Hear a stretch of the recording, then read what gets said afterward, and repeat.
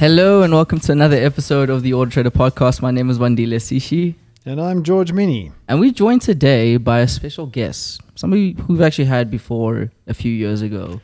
We had Ben in the pandemic, right? Yeah, we had him whilst we weren't in this studio at that time. I think we were in the other studio. No, we were behind the computers, and then we all came in here. No one was here. No, I think we were here, and Kriya was on the screen. We were at our other boardroom, at the time. Yes. So a lot has changed since then, and that's kind of how the show is. What we're talking about essentially today is how the changes have happened over the years, and I guess it's been a while since we've been able to speak about the electric sort of movements in South Africa. So this is a great opportunity for us to kind of unpack that, especially because we just had the smart mobility, which George was speaking at, and that you kind of run. I think first thing is first. You are Ben Pullen, correct? I am. Last time we checked. Yes, and you're currently still the chairman and founder of Smart Mobility, correct? I am, yeah. There's been a few changes actually since I came into the ghost town office back in the pandemic. It was just the three of us. Yeah.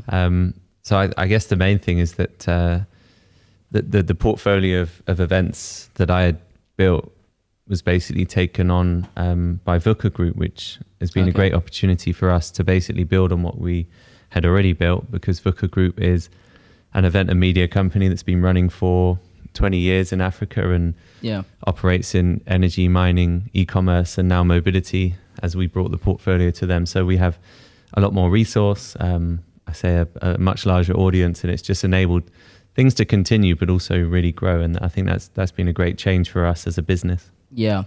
I think people forget that events businesses, while trying to drive an agenda around something like greener, cleaner energy, are still a business. Yeah, ultimately. Ultimately, an events business is still a business. Like AutoTrader is a business. We're capitalists. We're in it for profit. Although, as a matter of fact, I read something by Peter Drucker the other day. Yeah. It actually served on my phone because I've got this app that you should actually download it. What is this thing's name? I'll tell you afterwards. But what it does is every book you've read, it serves you highlights that you've highlighted in the book. Okay.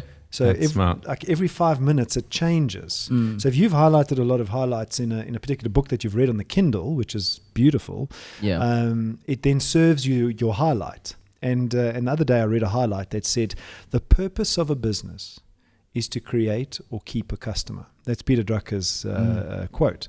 And people forget that events businesses are just that. They're businesses with profit motives, with customers. So you did so at a very, very difficult time. It was, yeah. And I think events in general is really difficult because bizarrely you have all these different customers, and then you agree to deliver the service on the same date for everyone. So you say on this date, the 5th to the 7th of October, we will deliver you, my good customer, all the value. But you say it to all the customers. So you basically have like 600 customers on one day. And everybody wants the best, right? So you have to kind of juggle all of that value that you need to deliver to everybody at the same time. Exactly. Yeah. But it's a lot of fun, and I think everyone enjoys the outcome. So I'm not going to sit here moaning. It's good fun. For anybody who doesn't know what Smart Mobility is or who wasn't able to go this year, exactly what is the conference and how has it changed? What are the big changes that you've seen over the last 3 years since the first one? Yeah, great question. So we, as a portfolio, we're called Smarter Mobility Africa. So we focus purely on the mobility industry, and we cover a number of different events. And one of those is Smarter Mobility Africa Summit, which is the conference and exhibition side of what we do. And it's really about bringing together the whole mobility industry. So all different spheres, the automotive sector, the public transport sector, walking and cycling, data mapping, GIS, the whole industry together. So it's bringing that industry together and then really discussing, celebrating challenges, opportunities within the industry, technology, innovations, different case studies and solutions. And we do that through conference format and then an exhibition. And we always add in the ride and drive element because people love to test out different products and vehicles. And so that's what it is. And it's been running now for 4 years. We launched it in 2019 with the Gauteng Department of Roads and Transport and with the National Department of Transport. And it's really developed as an event from a content perspective. I think in year one, it was very much electric vehicle focused, but it's evolved to cover the whole mobility industry since then. And it was great to be back in its first year of fully in person. Yeah. We did 2 years of pandemic events, which you guys worked with us on. I think this question is for both of you, actually. In that 3 years, have you seen a change with regards to consumers and businesses kind of coming to the party with regards to EV adoption? I think maybe, George, you can go first. From consumer side, and then from a conversational side, and with the different businesses, are you seeing change? Yeah, ultimately? so I mean, I think the first thing is, we're thankful to Smarter Mobility Africa and Ben for partnering or us partnering with them and with Ben to create the first ever or to surface the first ever EV buyer survey. Yeah, I think without Smarter Mobility Africa, we would never have had a template to work with. For sure. Which now we have a template to work with. So I think that's been one of the bigger changes. Yeah. In the industry is that now there's data, and there's data 3 years in a row in terms of how consumers see electric vehicles, their perception around them, their reality around them, and their expectations in the future. So for me, that's been the biggest thing, is this focus on electric vehicles. I know that Smarter Mobility Africa has become more than just electric vehicles, but that's where it started. For us as a partner with Smarter Mobility Africa, and it's really dovetailed with what we've seen on the main platform, which is the searches for electric vehicles, hybrid vehicles, all new energy vehicles for that matter, have skyrocketed. And we couldn't have partnered at a better time, because it was really just the beginning. I think we were first to market with a lot of the thinking around thought leadership and what should happen, looking at other worlds or other countries and looking at their templates, and you guys have made it possible. So for me, that's the biggest change. Yeah, you sounded a bit Elon Musky then when you said looking at other worlds. So we're comparing ourselves with Mars now. How's EV adoption on Mars? It hasn't yet happened. Slow. Okay, well, that's good to know. It's and I think something that you mentioned there is the fact that we didn't have data. We actually didn't know what people's sentiments and feelings towards electric vehicles were, specifically electric vehicles. But now we're even tapping into understanding what the sentiment for hybrid adoption is. Something that's kind of coming up now is people know really more about EVs than they do about hybrid tech. And something that came out of the first report that we did was there was a huge gap with people just getting education. Yeah. And we're seeing that with hybrid tech as well, as people don't necessarily fully understand exactly what is a hybrid car. And I think with EVs, the importance of getting that across the line is a lot higher. And without organizations like Smart Mobility and the partnerships that the industry has, it'd be very difficult for us to get to a place where we can even start to address some of the issues that we're finding. So it's quite interesting. However, in that time, George, have you spoken about this quite extensively, is we still haven't gotten to a point where, from a legislation point of view, we're seeing some real change. Are you having conversations where we're seeing this potentially changing in the next few years? Is that for me, that one? Well, let's bet that one to Ben, because I find myself quite frustrated with this point. Yeah. I find myself frustrated in that we were saying 3 years ago the government's not moving fast enough. Yeah, and here we are 3 years down the line, and we've got a green paper, and that's it. So I mean, how does Smarter Mobility Africa see the changes, if any, and do you see a light at the end of the tunnel, especially with government support when it comes to hybrids and electrics? Yeah, I think I'm happy to say I think we do. If we look at Smarter Mobility Africa Summit, there was one of the directors from Eskom that spoke about their ambitions to actually now transition their fleet of vehicles to electric. You see other organizations, private sector and public sector, that are seriously considering this now. And I think over the next few months, there's already been some announcements. I don't know if it's been that publicized at this stage, but in terms of organizations, whether private sector or government, wanting to transition their vehicles to electric vehicles. Yeah. So I think that's a really important step, because sometimes you need that indication maybe ahead of policy change, even though policy change at the start would be great. But I think those types of organizations showing demand for electric vehicle adoption is going to drive probably some policy change. And then at the SA Auto Week last week, Minister Patel spoke. And actually, I can't quote too many things, but I guess the sentiment that I took away from that was that we are moving in the direction. And one quote that he made was, we will walk step by step with you, the automotive industry, in embracing this new electric vehicle landscape. So I guess that was quite reassuring. Yeah, I mean, for me, that was probably the best government talk I've heard in a long time. Minister Patel is a smart guy, and it comes across. But to what degree is the momentum going to be gained? I mean, I suppose let's wait and see. But I suppose a good start is that there was a public forum commitment there when he spoke. So I'm cautiously optimistic. That's how I'm seeing it. I'm cautiously optimistic. I'm going to loop back to your earlier quote, because this could tie in very well. So you mentioned, I think, Peter Drucker. Yes.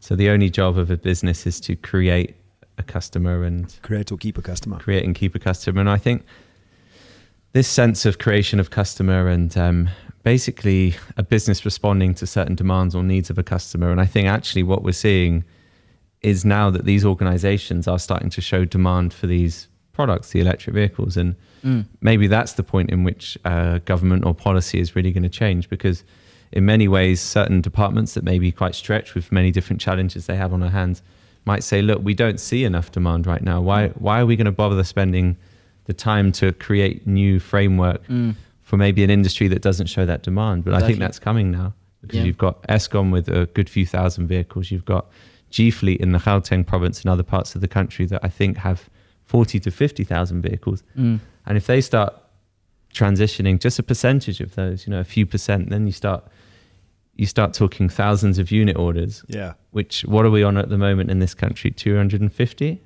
Well, we're doing how many per annum? And we've got about 2,000. 2,348 on the road. Yeah, exactly. So we're seeing that doubling effect still occurring. We thought it was going to stop at some point, but it seems like the demand for EVs is just skyrocketing. Yeah, because if you imagine just one order from Eskom, for example, or from anyone, it would just completely double what we've got right now on the roads. And I think that's probably the game change that we're going to see over the next 12 months. And there's different factors that will push that. And then I'm sure the policy and framework will change. But maybe it's just a case of, just as in a business, you need to see that demand before you really start to. Yeah, you've got to justify the business case. I think you've got a really good point there. But for me, the business case is justified. Yeah. And the business case is the opportunity cost. It's not about proving whether it's coming or not. It's the opportunity cost. What is the opportunity cost? The opportunity cost is 60% of our manufacture goes off the shore, off our shores. So if government doesn't see that as a potential risk and opportunity cost in the policy framework very quickly, we could. I don't know if you watched that the Australian gentleman who came in. Yeah, that was scary. It was scary extremely stuff. Yeah, and we've spoken about the Australia example before. That is the outlook for the South African automotive industry if we don't get that policy framework and incentives done quickly. But I think there's potentially a way to gain momentum, and that is by using corporate businesses that have fleets, as you put it, because those orders will be big. If the government just incentivizes, let's say, less company car tax. So at the moment, company car tax is sky high. That would incentivize companies to actually give employees company cars. Is this from a starting point of perspective? You mean start with fleets, for instance, and then see that trickle down into the consumer market? Well, I think they're going to have to address everything. It's not a you've got to eat the elephant one bite at a time, but you've got to have a framework there that starts somewhere and ends somewhere else.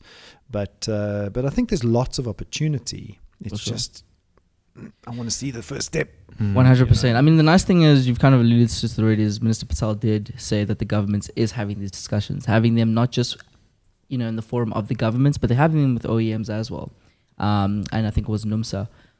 So they're looking at the entire ecosystem and looking at the entire value chain and supply chain of the vehicles and seeing that this needs to happen, or we're going to get to a point where we are in Australia, which will have some drastic implications. One other driver of the need to change as well is, it always blows my mind when you look at South Africa's biggest imports, and oil sits at the top. So all those rands leaving the country to buy oil to fuel vehicles, essentially, which you could really reduce that, and could be a great gain for the country and the GDP and the economy on a whole. Yeah, Eskom is not. They did address that as well, in terms of identifying that electricity is not even just for consumers, but for the production of the vehicles. It was nice to hear them also address the fact that needs to be kind of sorted out. And I'm really optimistic that from a renewable energy perspective, you're going to start seeing that also sort of happening, which is exciting. Moving on, George, you were speaking about it. So the EV buyers report, obviously it's out now. Can you take us through some of the findings that have come out of there? Maybe we can just talk about some of the key things and the changes that have happened over the last 3 years. Yeah, so I think the what we're starting to refer to as the Trinity has existed now across all three reports, and that Trinity is range anxiety, charging time, and price. Yeah, those three have existed for 3 years now in the report, and range anxiety in the report has dissipated a little bit. Consumers aren't as concerned about range anxiety as they've been, in the first report versus the one that we just did, and given that, tells me that we're doing a good job at communication. Smarter Mobility Africa is doing a good job at kind of getting the points across, getting the education across the line. Charging time for an electric vehicle. Also, people have concerns that they're going to be sitting for 6 hours at a stop somewhere charging a car. That has dissipated a little bit as well. And then the biggest elephant in the room is the price of the vehicle. The magic number is still 500,000 Rand. Although we've seen that consumers from the survey have indicated that they're willing to pay a little bit more than 500,000 Rand. Why is that? Because they see the lower running costs of these vehicles as a benefit, and so they're willing to pay a little bit more. Who's going to come into the country? And maybe this is a question for Ben. Have you heard anything about anybody that's going to potentially bring in a low cost EV? China, India. Who's going to do this first? I have. I can name countries, but I can't name brands at this stage. Lovely. China is one. Yeah, for sure. India is another. Okay. They're the two that I know are, one more so than the other is actively looking at launching next year. And then the other country is seeing what's happening over the next 6 months as an opportunity to actually make their move. And I think when I say what's happening over the next few months, you've got the ABB Formula E Cape Town E-Prix race happening. Yeah. You've got the Electric Vehicle Road Trip Africa happening. You've got the electric event happening. So there's a whole load of activities that are going to keep pushing the market forward. Just those few activities, plus you have the EV car buyers survey, which is giving data points each year. So I think there are on the horizon. We had the funky EV at the Smarter Mobility Africa Summit, which I think you guys checked out. Yeah. So I guess we do see some new car launches on the horizon, and I think one thing that came out of the survey that I just found fascinating, and probably the most interesting point for many stakeholders, was that technology potentially is overriding brand loyalty. Yes. Yes. Yeah. So I mean, brand featured in the part of the survey that you're referring to. Brand featured, I think, third last in importance. Yeah. And technology, functionality, and aesthetics actually score higher than brand. So historically speaking, brand used to be a lot more important in terms of when a consumer is choosing brand a car. loyalty. Yes. And you're saying now it's more so the actual technology that's it's overriding the importance from a... I think it goes down to, I don't know what you think, Ben, but simplicity of the vehicle itself. It's just such simple technology that it's not complex. You don't have to rely on a brand because the technology is just so simple. Yeah. Why do you think it is? Well, I'm gonna shame myself right now for the car I'm currently driving in Joburg. It's and I don't know how far I should go with it, but it's a Renault. Yeah. And I'm using this as an example because I'm going to draw on the EV comparison. So I'm driving a Renault Kwid. It was a rental car. I see Julie's. Why am I owning up to this? So I arrived in Joburg 2 weeks ago. The company's booked a rental car with one of the rental guys, and it was a Renault Kwid. I'm driving it. It's driving me crazy. It's not enjoyable.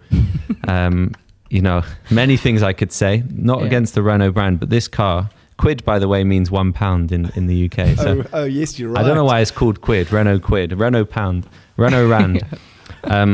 But I want to use this as an example because Renault also has the Renault Zoe, which isn't yet launched in this country, but it's an incredible car. It's an electric vehicle. And we've driven it around Europe, the Middle East during the road trips we ran. And I would have that car any day. It's amazing. And I think what that shows is Renault, I mean, they have other great cars. We know that, the Kwid not being one of them. But the Zoe, the electric Zoe, they're able to just put this car out, which is like top of the market and had been for many, many years. Obviously, other things have come along since. But suddenly, they've put this car out and it's incredible. It's electric. And you see other brands now like Mahindra and BYD and BAIC and other brands that maybe we hadn't even heard of that they just launched the electric car and it's just amazing. It's like, wow, entry-level electric car. That is amazing. So suddenly they're elevated in the market in terms of the technology's overridden maybe previous brand perception of that car, that brand. Yeah, I mean, and I think that goes down to the simplicity of the technology and potentially the ability for the OEM to focus on other things rather than an engine. Yeah. The soundproofing of the car, the aerodynamics a bit. The experience, right? The experience of driving of mobility. It's not just an A to B thing now, but the entire thing becomes an event. And you've seen that with some of even the high end guys are kind of pushing the envelope of what is possible in terms of that experience. But you're right, it is literally changing the brand perceptions of different companies, and we'll see a shift. We'll see a shift for sure in terms of performance of brands. We've had sponsors that have joined the road trip in other regions over the years, and they've been clear that this is an opportunity for them to put forward their electric vehicle model as a great brand building exercise because it just elevates the brand because the technology speaks volumes, and suddenly, regardless of what their ICE vehicles are like, they're able to change perceptions of their audience. So let's talk about those two things for a second: the road trip and the Formula E. You guys are involved in it. Yep. Okay. We need some secrets. Any secrets you want to kind of like once you've said it, the whole automotive industry is going to know. Exactly. Yeah. Well, no, we're very excited and grateful to be working with the organisers of the ABB Formula E Cape Town E-Prix. So we're working with them on a few events that sit within the eFest campaign that they run. So that's the Electric Vehicle Road Trip Africa that will launch in Joburg, finishes at the electric event, which is part of the eFest campaign co-located with the Formula E. And that's a 2-day consumer-facing clean energy and electric vehicle event. And then our sister brand, actually not our sister brand, but our colleague is working on the Africa Green Economy Summit that sits within that eFest campaign as well. So we're really excited about what Formula E is going to bring to South Africa and Africa. Yeah. I think it's going to really just push things forward so much. The consumer understanding is going to be elevated to a whole new level when it comes to electric vehicles. So that's happening next year in Cape Town, correct? Yeah, so the road trip launches 15th of February from Joburg, makes its way down through South Africa in a very leisurely way with different activities, lots of different car brands. And then the grand finale is in Cape Town at Electric. And then Electric is 24th, 25th. So on the Friday, it's open to public, and on Saturday, it will be open to the racegoers of the Formula E. Nice. I hope we're there, George. We have to be there. Please, on, I'm begging you. Well, I remember 36 months ago, Yes. somebody telling me, I can't let go of the exhaust. Now he wants to. Now I he need wants to be there. Formula E. I need to be there. I have to be there, and it's on camera. So Wearing a Lewis Hamilton T-shirt. it's okay. Soon we'll get him there as well. Who knows? Who knows? Something that is worth noting actually is that this is season 9 for Formula E, and they're bringing out for the first time. It's the Gen 3 vehicle. Yes. Oh wow! Yeah. And it does up to 200 miles an hour. So I've heard that's faster than the Formula 1 car. How fast do they go? So Formula 1 cars go to about 333 odd kilometers. So 200 miles is what? That's about 360. 320. 320. Yeah. So it's about the same amount of speed that you get out of it. So there you go. Yeah, just as exciting. Just but as Formula 1 car needs a really long run, to get there. Yeah, it's a lot, like so a runway. I reckon the Formula E, while going to hit the same speed, is going to probably get there quicker. Yeah. Probably if you look at average speed across the track, it's going to be a lot higher in the Formula E car. So because that low down torque is there. Although the hybrids in those Formula 1 cars are something else. They're trying to deliver the same thing. It's limited to the rubber at the end of the day. That's pretty much all the time we have for today. Thank you so much for joining us, Ben and George. We'll see you at the next one. Thanks, guys.